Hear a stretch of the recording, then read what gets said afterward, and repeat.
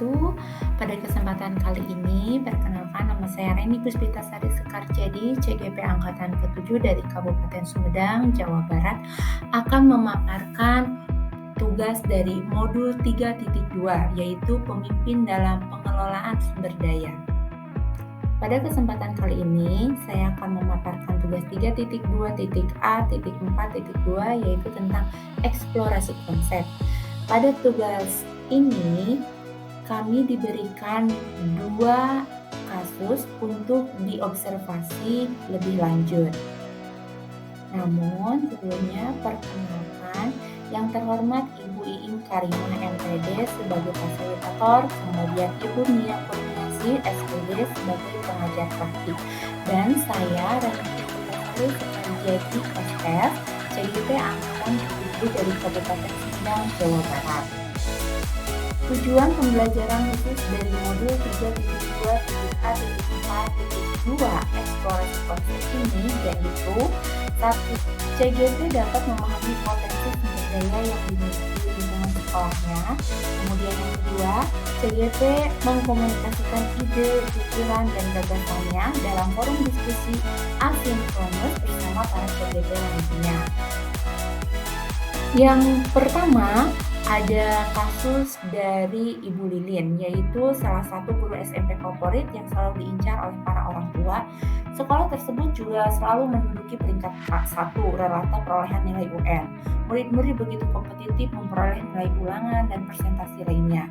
Dan dalam keseharian proses belajar mengajar, murid terlihat sangat patuh dan tertib. Bahkan ada yang bergurau bahwa murid di sekolah favorit tersebut tetap antusias belajar meskipun jam kosong. Keadaan berubah semenjak regulasi PPDB zonasi digulirkan.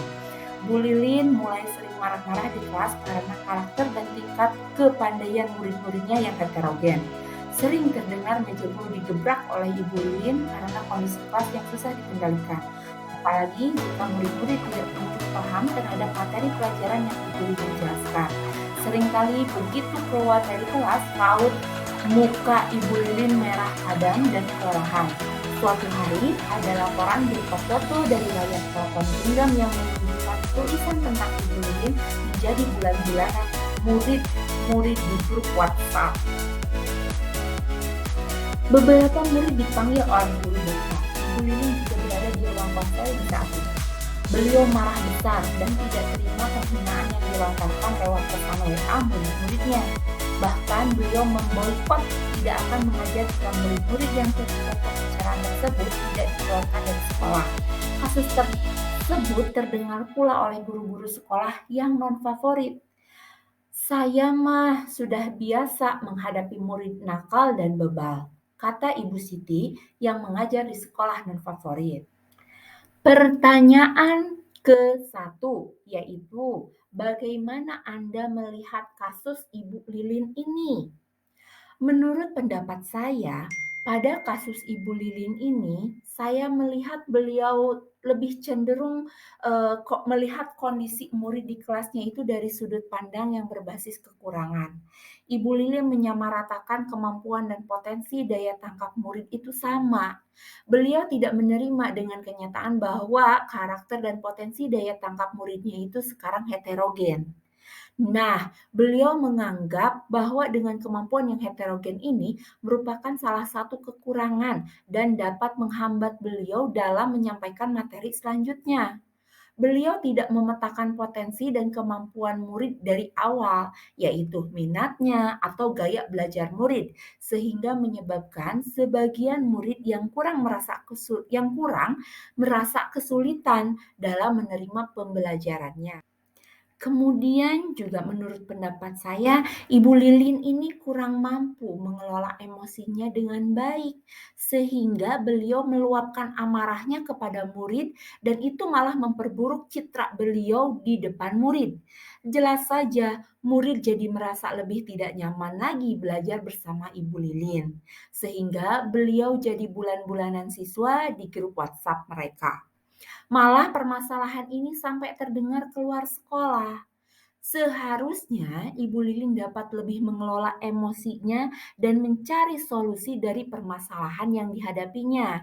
Dengan salah satu caranya yaitu menerapkan pembelajaran yang berdiferensiasi dan pembelajaran sosial emosional. Pertanyaan yang kedua, hubungkan dengan segala aspek yang bisa didiskusikan dari materi modul ini. Apa yang akan Anda lakukan apabila Anda sebagai kepala sekolah?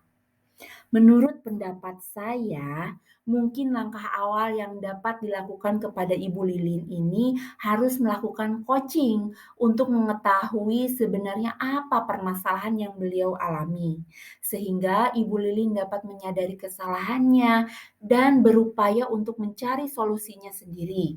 Nah, dengan demikian, kita dapat menyadarkan beliau melalui proses coaching, karena dengan ini beliau akan menggali potensinya sendiri untuk memperbaiki diri dan mengembalikan rasa kepercayaan dirinya lagi atas kemampuan dan potensi yang beliau miliki untuk menjadi pemimpin pembelajaran yang baik bagi muridnya.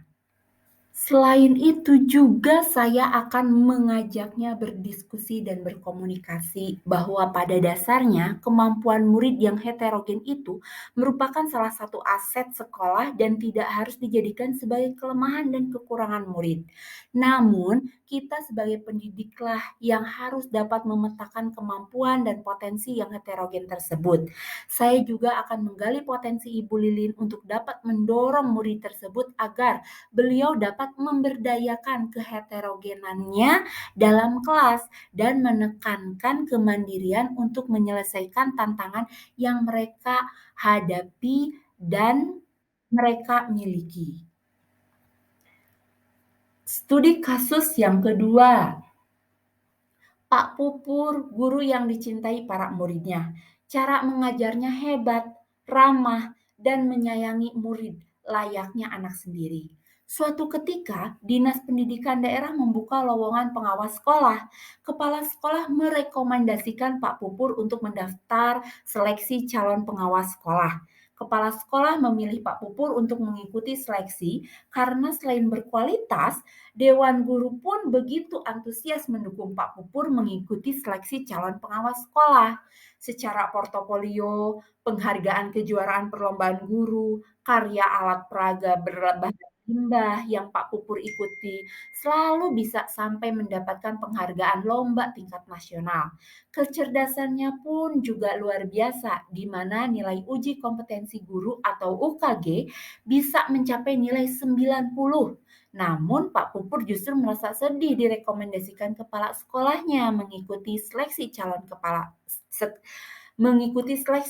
pengawas sekolah. Pertanyaan yang pertama dari studi kasus yang kedua. Bagaimana pendapat Anda mengenai sikap Pak Pupur? Menurut pendapat saya, Pak Pupur harusnya bersyukur karena telah direkomendasikan kepala sekolah dan rekan-rekannya untuk membuktikan bahwa memang Pak Pupur dinilai layak untuk pengajuan tersebut. Meskipun beliau mencintai profesinya sebagai guru yang sangat profesional dan dicintai oleh murid-muridnya, namun dengan kepercayaan yang diberikan tersebut merupakan penghargaan bagi beliau. Pak Pupur merupakan aset sumber daya manusia yang berkualitas yang menjadi aset terhadap perbaikan kehidupan pada komunitas. Dengan segala kemampuan dan potensinya menjadi modal untuk bisa lulus menjadi pencalonan pengawas sekolah.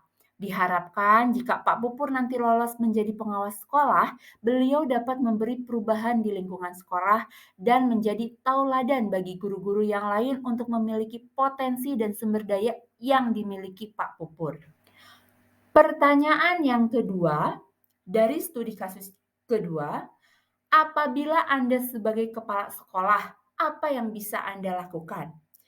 Yang akan saya lakukan adalah memberikan dukungan dan pemahaman agar Pak Pupur fokus terhadap kemampuan yang dimilikinya, serta meyakinkan Pak Pupur bahwa beliau pantas mendapatkannya.